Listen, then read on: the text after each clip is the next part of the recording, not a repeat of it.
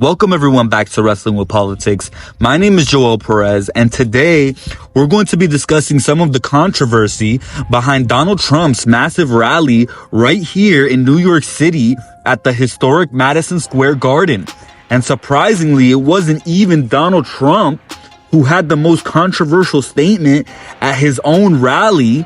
It ended up being comedian Tony Hinchcliffe, who performed a stand-up comedy routine at the event with his joke towards Puerto Rico, who ended up ruffling some feathers.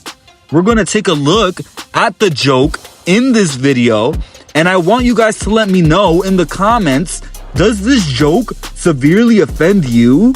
Specifically, if you're Hispanic and especially if you're Puerto Rican, let me know in the comments, does this joke change your mind about voting for Donald Trump? For now, let's see what all the controversy is about, and let's roll the tape and see what comedian Tony Hinchcliffe had to say at Madison Square Garden. And in Texas, stuff is really, really crazy. We're right there by a wide open border. Where are my proud Latinos at tonight? You guys see what I mean? It's wide open. There's so many of them. It's absolutely incredible. Believe it or not, people, I welcome migrants to the United States of America with open arms. And by open arms, I mean like this.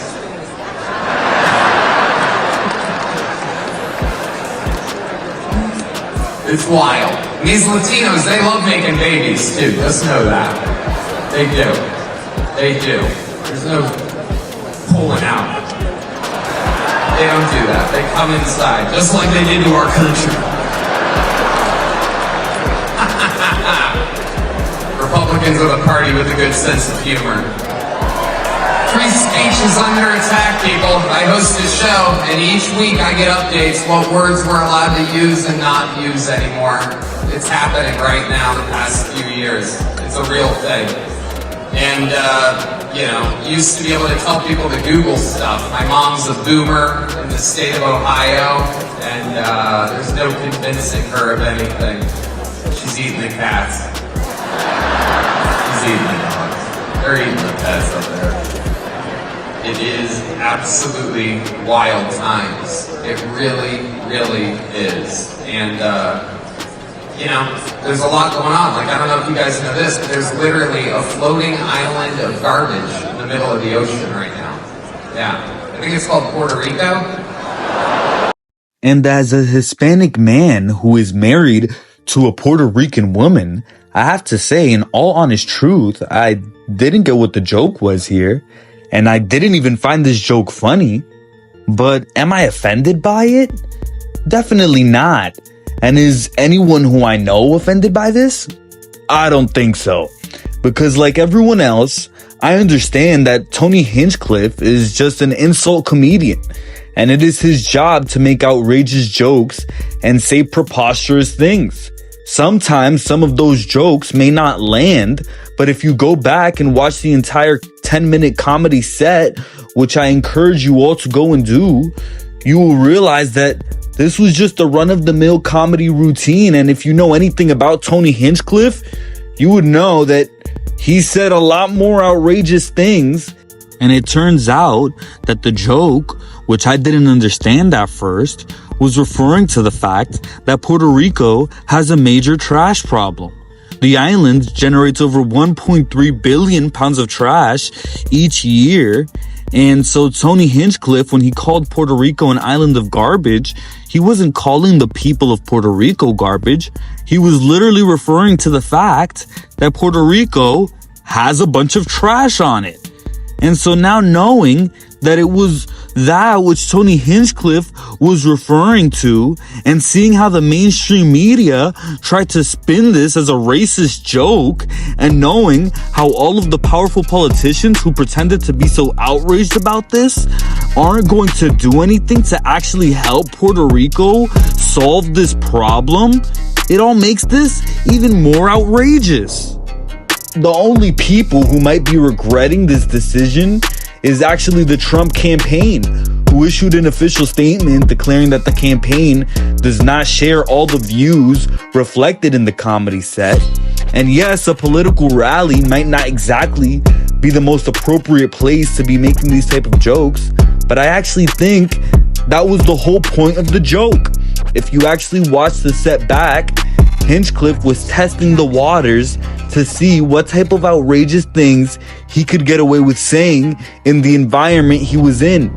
He was doing crowd work, and he didn't just make fun of Puerto Rico, he made fun of everybody because he's a comedian, and that's the whole point.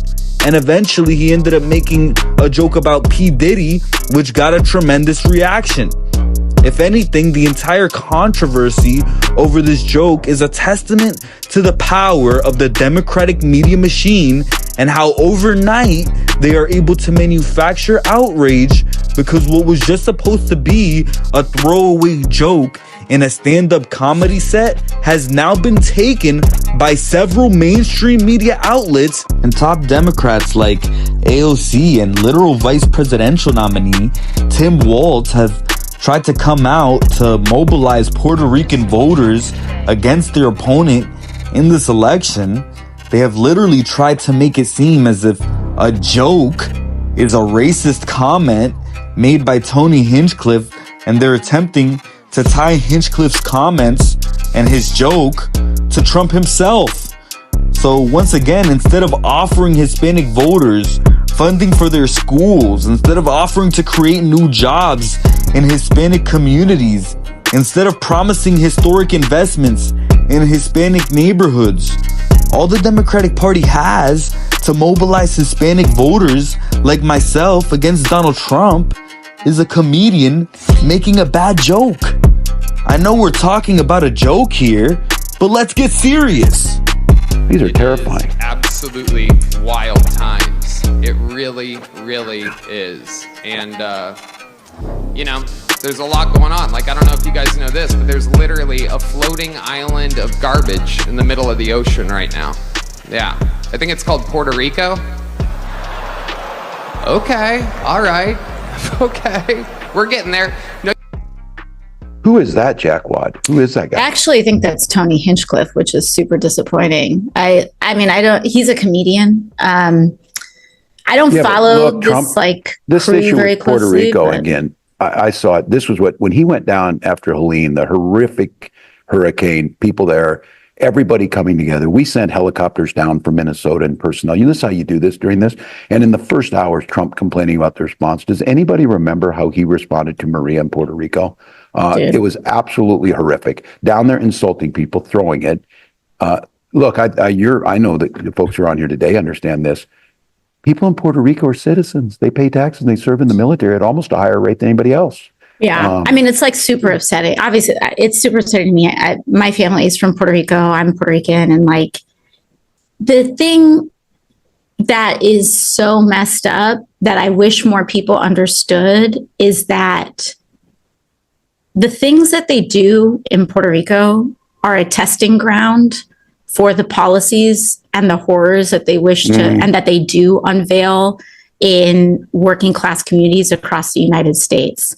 And I need people to understand that when you have some a-hole calling Puerto Rico floating garbage, know that that's what they think about you. That is exactly, like, look, that's just what they think about you. It's what they think about anyone who makes less money than them. It's what they think about the people who serve them food in a restaurant. It's what they think about the people who fold their clothes in a store. Like, you're dude, right. Are you serious? Like, are you serious? And ladies and gentlemen, I want you to take a good listen to that video, because that right there, that's what propaganda looks like and sounds like right there. You witness AOC and Tim Walz only watch the 10-second clip. And why do they do that? That's because they want to make it seem like this man actually means everything that he says. He's not making jokes. He's being serious, and he's demeaning your country. And this isn't just what he thinks about you. This is what they all think about you. When in reality, the only people who have this burning resentment for the American people are Democrats like AOC and Tim Walz. Don't believe me? Then listen to the words of the sitting president and leader of the Democratic Party, Joe Biden. Donald Trump has no character. He doesn't give a damn about the Latino community. He's failed businessman. He only cares about the billionaire friends he has and accumulating wealth for those at the top. He says immigrants are poisoning the blood of our country. Give me a break. He wants to do away with the birthright citizenship. Who the hell has said that in the last 100 years? And just the other day, a speaker at his rally called Puerto Rico a floating island of garbage.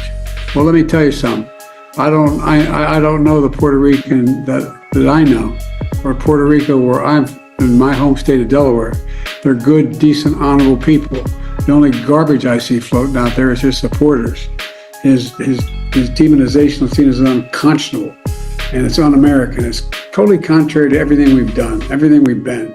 So Joe Biden, the current president of the United States, who literally has dementia, and they won't tell you that, but Joe Biden can come out here and label half the country garbage people, not joking, but in serious terms, and I bet you won't hear a peep from AOC or Tim Walz about that.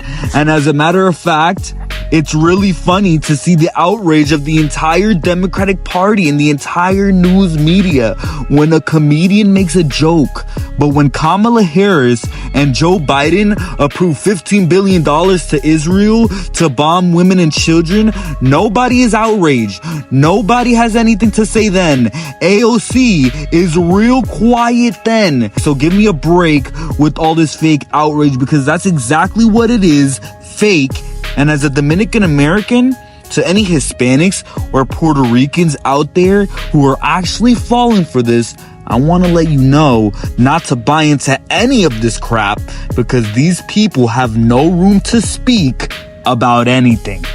So my question is, does the Democratic Party really think that being the party that can't take a joke is really going to win over voters?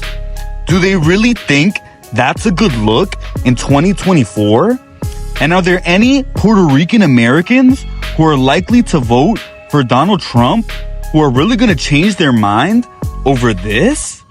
If you ask me, the type of people who are voting for Donald Trump are tired of the censorship. They're tired of being told what they can and can't say, because that's the opposite of the First Amendment of the Constitution. And that's fundamentally against freedom. You're supposed to be able to say what you want, and if you say something stupid, you get called out for it. But in today's world, you say the wrong thing and you can lose your social accounts. You can lose your job, and most fundamentally, you can lose your ability to speak freely. So my question is that the kind of world that you want to live in?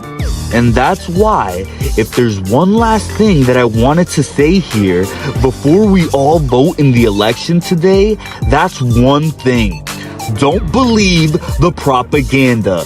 There are more than just two options on the ballot in this election, and I'm not just talking about the presidential race either. You don't have to choose between two evils, because there are other independent candidates on the ballot in this election. Like right here in New York, there's independent candidate Diane Sire of the LaRouche Party running for Senate against the corrupt Democrat Kirsten Gillibrand. And there's Jose Vega in the Bronx, who does amazing work pulling up to politicians in their face and letting them know the truth. He's running for Congress against Richie Torres, and it goes without mentioning, if you live in New York, heavily consider writing in the name of the Green Party's Jill Stein. And I want to stress, don't believe anything the corporate news tells you. It's not just Jill Stein running. There's tons of Green Party down ballot candidates also running for Congress. If you live in one of these districts and you're watching this video, I just wanted to stress the fact that we do have other options in this election. And voting for these two corporate parties is not a choice that you have to continue to make. And we will continue to make that argument as much as we can here on this channel. So if that convinces you, For now, you can let me know that in the comments section down below. And you can also make sure to like, share, and subscribe to Wrestling with Politics. And if you want to see more from this YouTube channel, you can watch this video talking about my official prediction for the 2024 election. Thank you for watching this video.